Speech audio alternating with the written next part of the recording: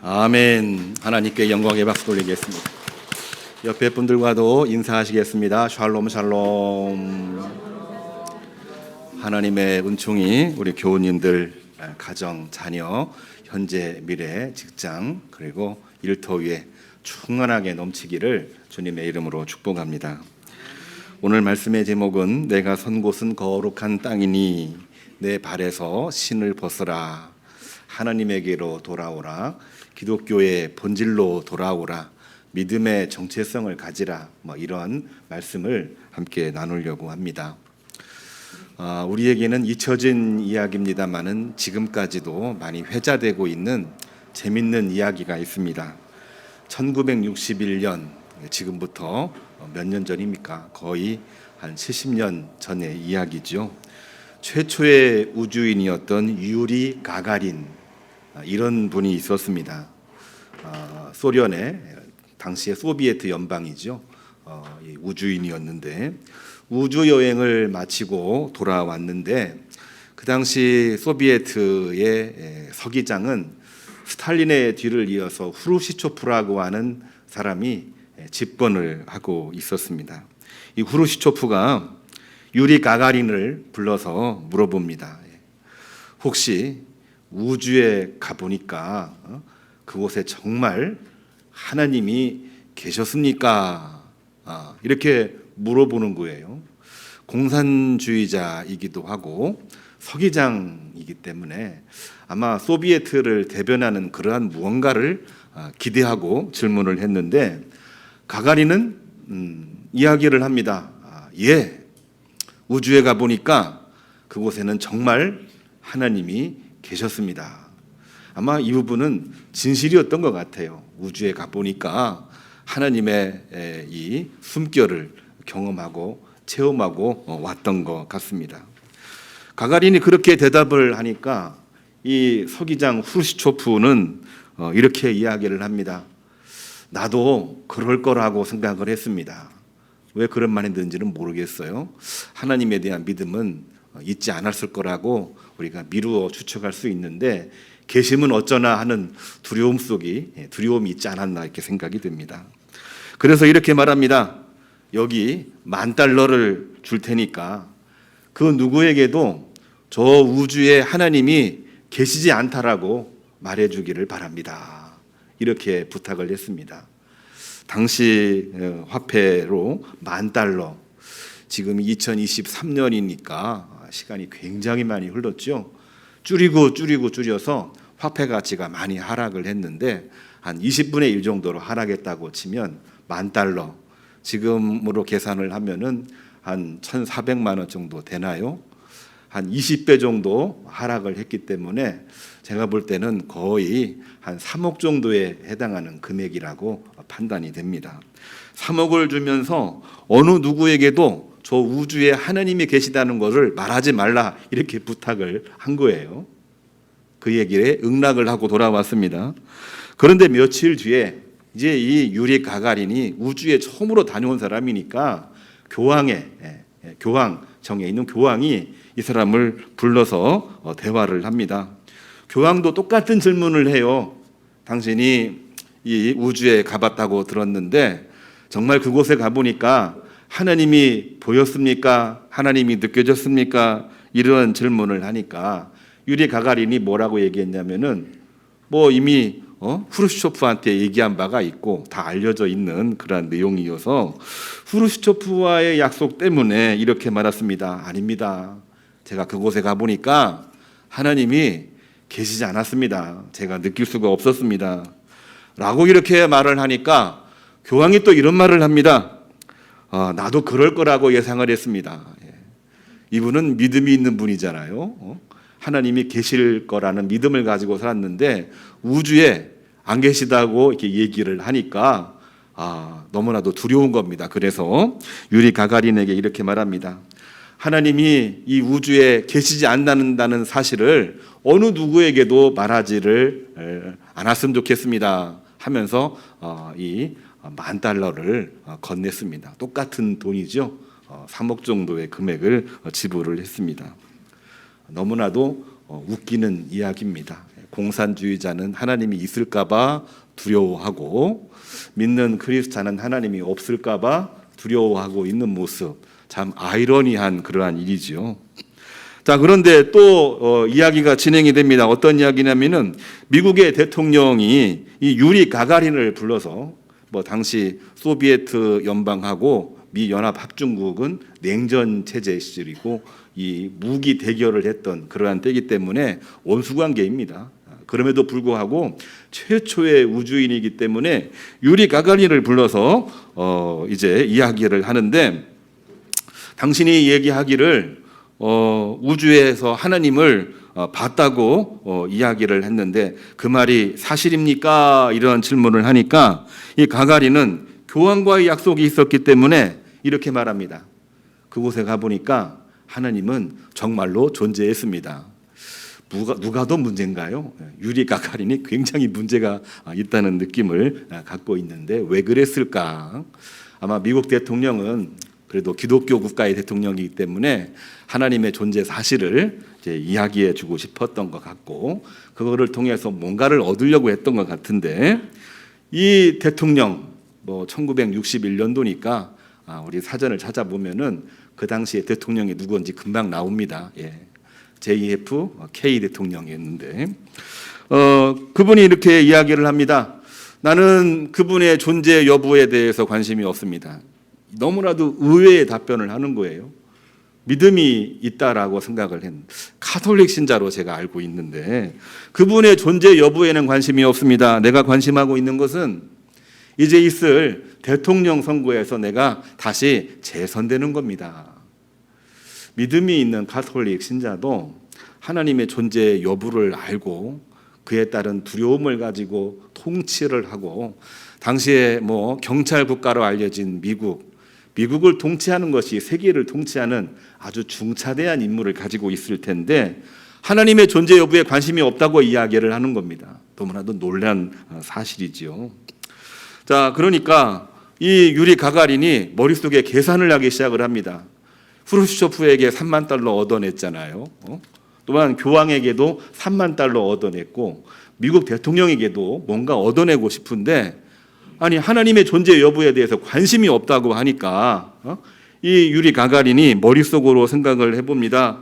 뭐라고 얘기하냐면은 이 대통령이 민주당 출신인 걸 알고 이렇게 이야기합니다. 그 하나님이 하시는 말씀을 내가 들었는데 하나님은 공화당 지지자였습니다. 이렇게 말했답니다. 왜 그렇게 말했는지 머릿속에 상상이 되시나요? 그렇게 말하면은 또 3만 불이 나올 것 같아서 그러면은 그 대통령이 공화당 지지자가 아니라 민주당 지지자였다라고 말해주기만 하면은 3만 달러를 받을 수 있을 거라고 이제 생각을 했는데 결국은 다들 믿음이 있다, 또한 믿음이 있었으면 좋겠다, 그런 마음들을 가지고 있지만 그 안에는 뭐가 없는 겁니까? 하나님이 없는 거예요.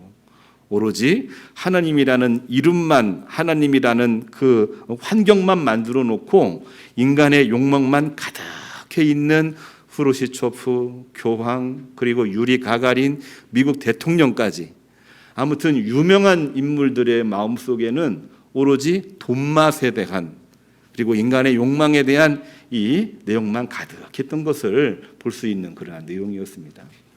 우리 마음속에도 그런 마음이 있나요? 하나님의 존재 여부에 대해서 관심을 갖고 두려우면서 믿음으로 어떻게 살아가야 될지 우리가 고민을 하면서 살아가야 되는 게 믿음 생활, 신앙 생활 아닙니까? 그런데 그러한 고민이 1%도 없이 오로지 내 목적, 내 관심, 내가 얻어야 될 거, 이것만 관심하고 있다면은 기독교는 이미 무너진 거라고 해도 과언이 아닙니다. 너무 거창하게 이야기를 했나요? 우리 주변의 이야기로 한번 해보겠습니다.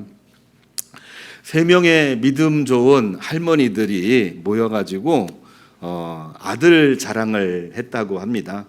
뭐 우리 폄하하려고 하는 이야기는 아닙니다. 어르신이 되면은 결국 하는 얘기가 좀 이제 좀 드러내고 싶잖아요. 자녀 자랑 또 여러 가지 좀 내세우고 싶은 것들, 그냥 일상적인 이야기였는데 첫 번째 할머니가 이렇게 이야기를 합니다. 우리 아들은 교회 목사요. 남들이 우리 아들 보고 고귀한 분 그렇게 말한다고 하면서 기분이 좋아가지고 막 이렇게 이야기를 합니다. 옆에 있던 두 번째 할머니가 그 이야기를 듣고 경쟁심이 생겼어요. 뭐라고 얘기를 했냐면은 우리 아들은 교황이지요. 그러니까 모든 목회자보다도 그 위에 있는 교황 뭐 이렇게 이야기를 했습니다. 남들이 우리 아들 보고 고결한 양반이라고 이야기합니다. 교황보다 더 높은 인간은 그 어디에 높겠지 하면서 속으로 너무나도 흡족해하며 웃고 있었어요.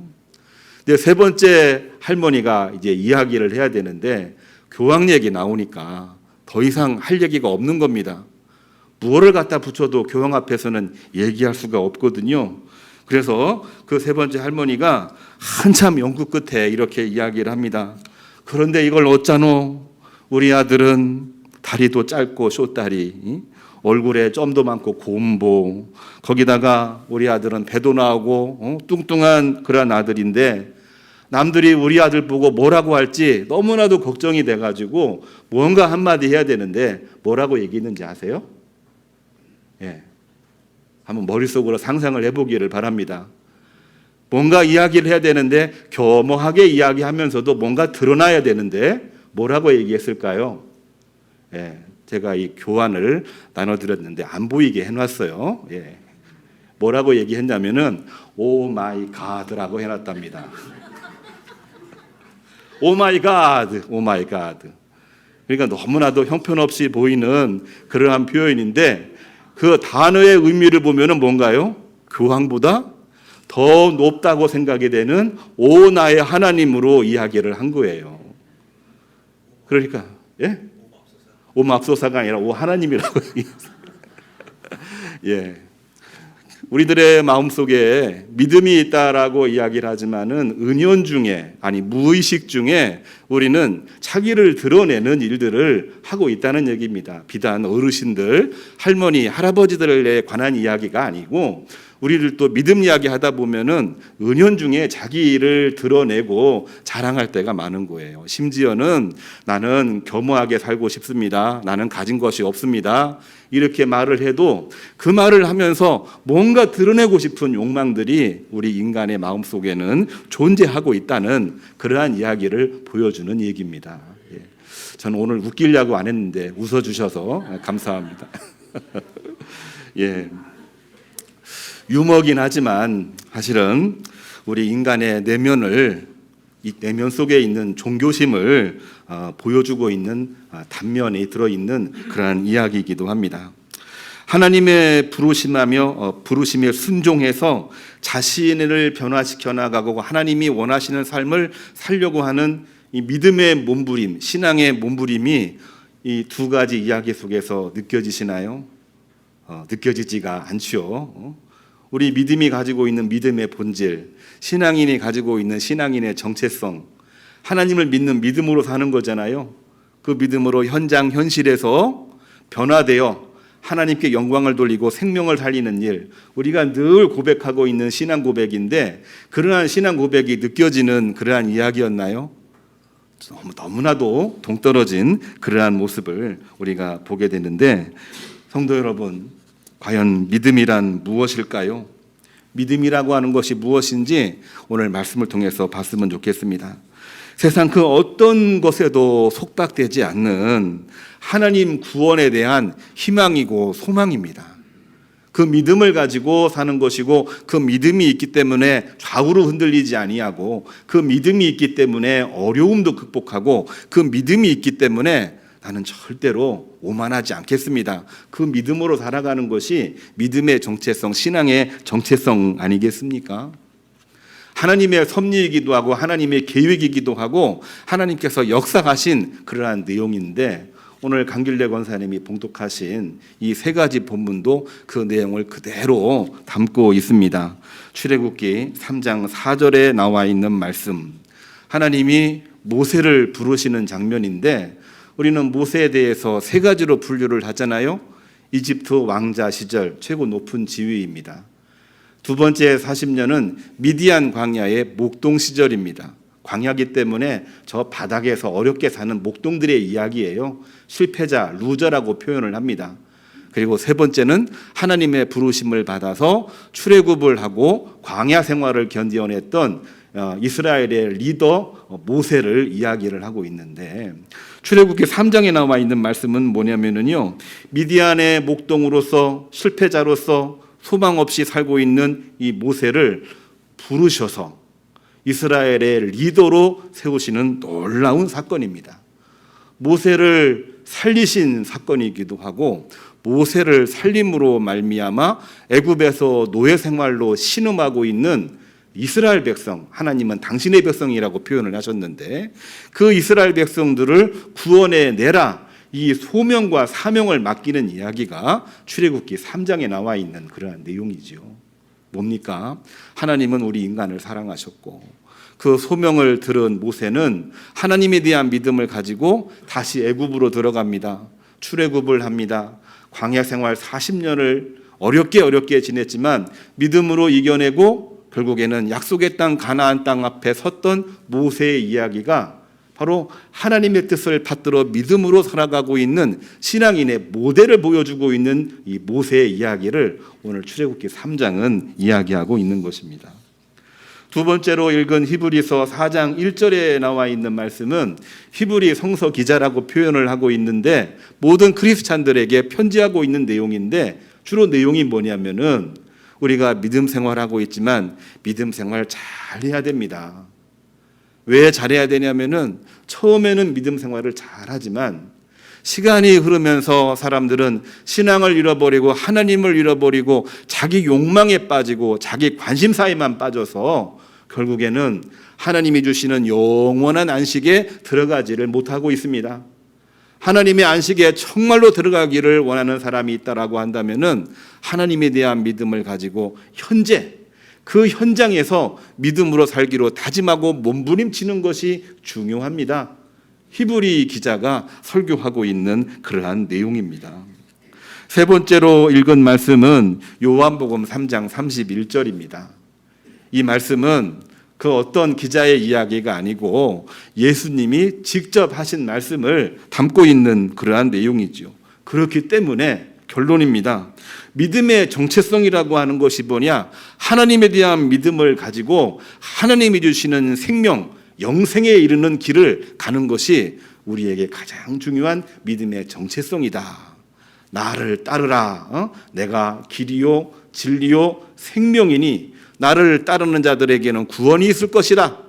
이 말씀을 전하시고 있는 예수님 이야기가 요한복음 3장 31절에 나와 있는 그러한 내용입니다. 사도 요한은 이 복음서 중에서 예수님과 예수님의 구원의 메시지에 계속해서 집중하면서 말씀하고 있는 내용이에요. 우리들에게 구원은 결코 율법이 아닙니다. 우리들에게 구원은 정치적인 상황도 아닙니다. 우리들에게 구원은 오직 예수 그리스도를 믿는 믿음으로 하나님에게로 나가는 그 믿음을 가지고 살아가는 것이 진짜 믿음입니다. 이렇게 설교하고 있는, 이렇게 글을 정리하고 있는 것이 사도 요한이 증언하고 있는 예수님의 말씀이 되는 것입니다. 믿음의 정체성을 오늘 이야기하려고 합니다. 성도 여러분, 우리 믿는 크리스찬은, 주님을 따르는 사람들은 주님을 향한 믿음이 분명해야 됩니다. 우리가 분명히 가지고 있다고 믿지만 분명하지 못할 때가 생기거든요. 크리스찬들도 그랬고 그 전에 유대인들도 그랬고 구약 성서 시대의 약속의 백성들도 하나님에 대한 믿음을 갖긴 했지만 시간이 흐르면서 결국에는 자기 욕망에 빠져서 하나님에 대한 경외감보다는 자기의 욕심, 자기 욕망, 자기의 가치에 빠져서 하나님을 떠나 하나님의 진노를 살았던 이야기가 너무나 많이 나오고 있습니다. 우리는 지난 주 중에 이스라엘과 팔레스타인 전쟁에 정말 이 엄청난 충격을 받았습니다. 충격의 여파가 앞으로도 오랫동안 지속될 거라고 생각이 되는데, 이 이스라엘 팔레스타인 간의 전쟁으로만 끝나지 아니하고 세계가 다시 양분되는 그러한 느낌을 받습니다. 이제 이스라엘 편 미국 중심으로, 또 이슬람 편 아마 러시아가 들어갈 것 같은 느낌이 많이 듭니다. 신냉전 체제가 지금 구축되고 있는 상황에 전쟁이 발생했기 때문에 결국에는 이 전선을 유지하기 위해서 이제 또다시 어려운 시기가 올 거라는 예상을 그 누구도 부인하지 않을 정도로 세계가 지금 어렵습니다. 어제 나온 뉴스를 보니까 서울대에서도 그런 일이 벌어졌고, 미국의 하버드대에서도 이 본관 앞에서 학생들끼리 지금 싸우고 있답니다. 나는 이스라엘 편, 나는 팔레스타인 편. 그곳에서만 전쟁이 벌어지는 것이 아니라 세계 곳곳이 그 문제 가지고 서로 싸우고 있는 거예요. 이스라엘이 너무 무자비했다. 아니, 그래도 테러는 하면 안 되지 하는 그러한 이야기들을 하면서 편들기만 하고 있는데 답이 있나요? 답이 없습니다. 무자비한 하마스 무장단체의 테러가 정당합니까? 정당하지 않죠. 이건 말도 안 되는 얘기입니다. 정확하게 노입니다. 말도 안 되는 그러한 일입니다. 이런 질문도 합니다. 현재 이스라엘이 성경 속에 나오고 있는 약속의 유대인인가? 그 문제에 대해서도 그때 약속을 받은 유대인과 지금의 이스라엘이 같은 거 아니야? 라고 말을 하고 있지만 다르게 보고 있는 사람들이 더 많습니다. 그때는 어려워도 약속 믿고 믿음으로 나갔던 이스라엘 백성들인데 유대 패권주의에 빠져서 예수님을 부인하고 예수님을 죽인 자들이 유대인 아닙니까? 그런데 지금의 이스라엘은 2차 세계대전 이후로 영토를 조금 더 갖기 위해서 고대 근동 지역에 이슬람 세력들을 500년 동안 지배했던 이슬람 세력들을 몰아내기 위해서 이스라엘을 끌어들여 가지고 전쟁을 일으켜서 결국에는 예루살렘 서쪽 편까지 점령을 하고 거기 있던 모든 팔레스타인 사람들을 서안 지구 한 곳, 가자 지구 한 곳, 그곳에다가 다 몰아놓고 장벽을 쌓아놓고 세계에서 가장 큰 감옥을 만들어 놓고 힘들게 하지 않았습니까? 그런 민족이 어떻게 약속의 민족이라 말할 수 있습니까?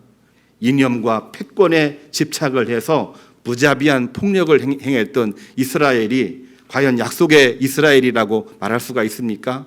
의견이 분분합니다. unclear, 선명하지가 못한 거죠. 그 이야기를 들은 많은 분들이 질문을 합니다. 우리는 어떤 입장에 서야 되는가? 제가 말합니다. 입장에 서지 마십시오. 입장에 서지 마십시오.